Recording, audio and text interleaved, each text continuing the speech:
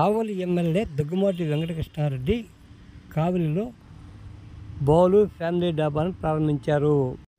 స్థానిక రూపాయి మిద్ది సెంటర్ సమీపాన ఈ బౌలు ఫ్యామిలీ డాబాను ఎమ్మెల్యే ప్రారంభించారు. డాబా నిర్వాహకులు నాణ్యమైన ఆహారాన్ని అందించాలని సూచించారు. ఈ కార్యక్రమంలో డాబా నిర్వాహకులతో పాటు తెలుగుదేశం నేతలు తదితరులు పాల్గొన్నారు.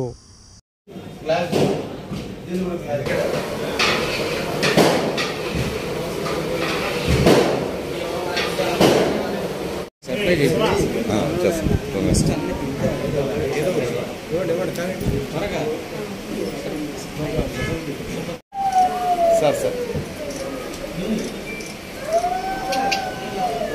Okay sir.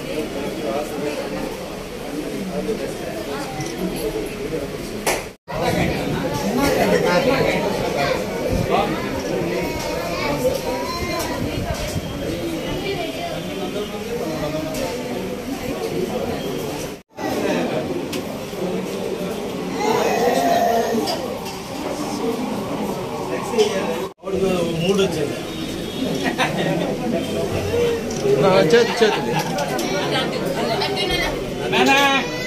చేతి అన్న చేతిలో